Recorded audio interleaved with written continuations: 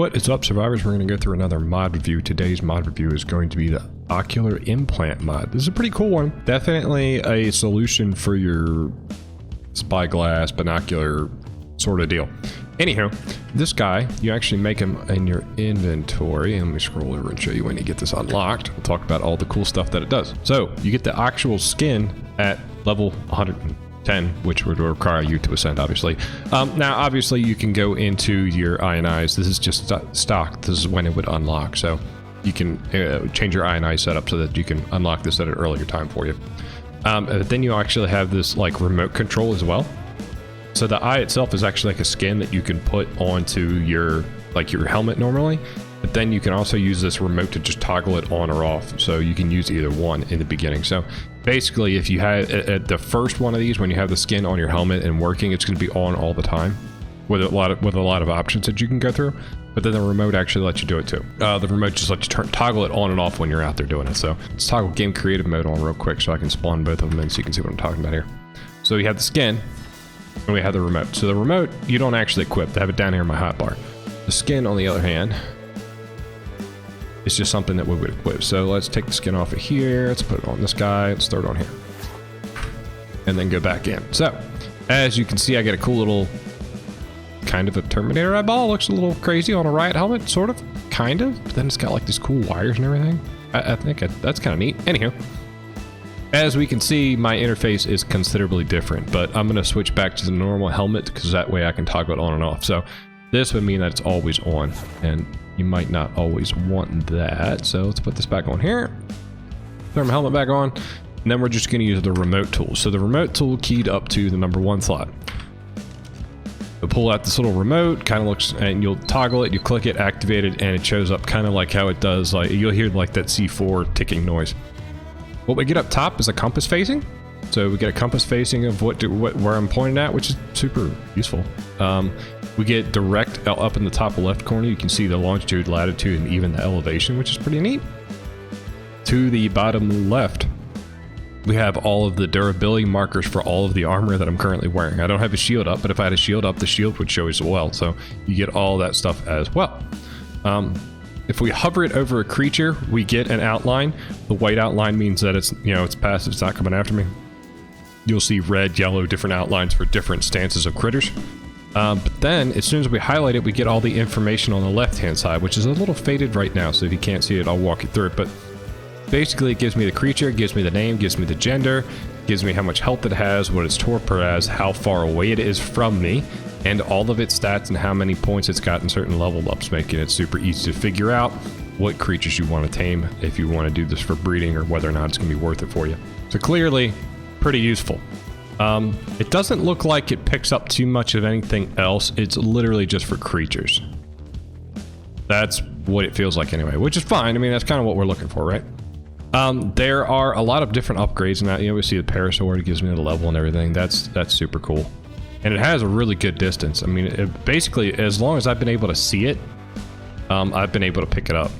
So as long as it's within render range of me and I have the crosshairs on it, I've been able to use this pretty well, which is nice. The other thing you can do, actually, let's say we got this Therizino hovered, right? That gives me all the stats like we talked about. If I hit the middle mouse button on it, it does this analyzing ability. Pulls up and tells me what I need to tame it with and how long it's going to take. So it tells me 5 exceptional kibble right there in the middle. Gives me all that information. It looks like it only stays up for a certain amount of times. You might have to hit it back up again, but I know how much kibble and how long it's going to take, how I tame it, and whether or not it's a herbivore or a carnivore. So that info real quick is super useful. And I like the cool little analyzing thing, how it just kind of, I don't know. It makes me feel like this is actually what it's supposed to be, like an implant that's sort of like tracking and uploading data versus, something being just called that and the information just appearing. The subtle little things like that, I think, go really polish a mod like this off really well. Oh, also shift. So let's say I have this Therizino, right? If I hold shift while I'm targeting the Theri, and then I just walk over here somewhere, as long as I'm holding shift, I still have all that information, which is kind of cool. It means that sometimes if it's something kind of aggressive or coming towards you and you don't want it to come towards you, but you want to keep track of its stats, you can do this and duck back real quick. I definitely see a lot of the uses for this guy. I like this one. That simple hold in shift to do that. The other thing this guy will do is alert me when other players and max level dinos are out, which is kind of nice. So it kind of takes over the rule of the roles of like a parasaur or like a charge animal or things like that. I think that's a pretty cool addition as well.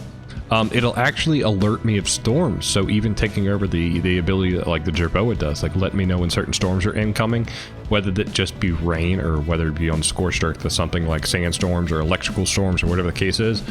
This will actually notify you of that as well. Looks like there's a UI configuration for players, and I'm going to check this one out. So it looks like we hit Shift F1. Oh, okay, so we can turn the highlights off. We can turn the highlights back on. That's kind of cool. Okay, so you can turn the highlights on and off with that. That's nice. So I can just turn this part off so that it doesn't highlight the creatures for me, which is cool. So I don't get the little border going around. Oh, all right. Okay. There is a natural night vision equipped into this guy as well. That is Shift F6. Let's test this guy out.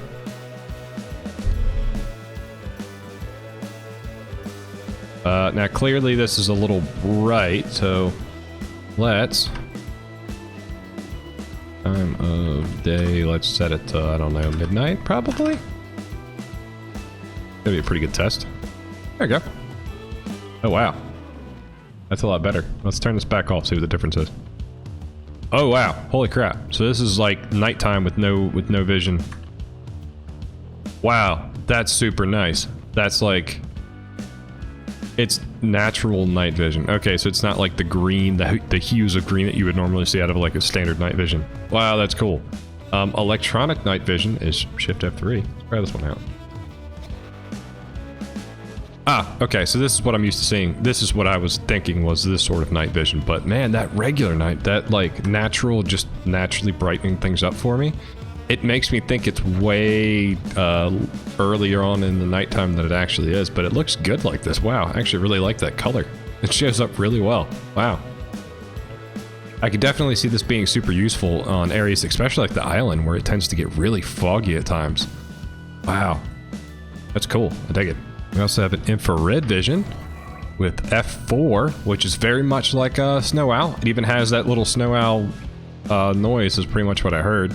So we get infrared vision as well with this guy. This is super, super, super cool.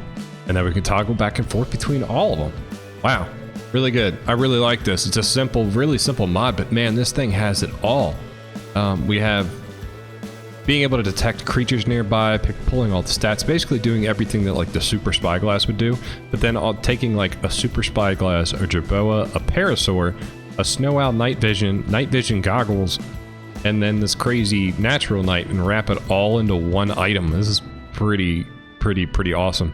I like the fact that this is default like end game sort of item that you get, nothing you would get too early on to make it super easy for you early on. But man, I gotta tell you, I really like this for so many reasons. I mean, sometimes trying to remember like certain kibbles for certain creatures can be a real pain in the butt, and it's really a pain when you got to tame things and bring the wrong stuff with you. So being able to figure that out ahead of time is kind of nice.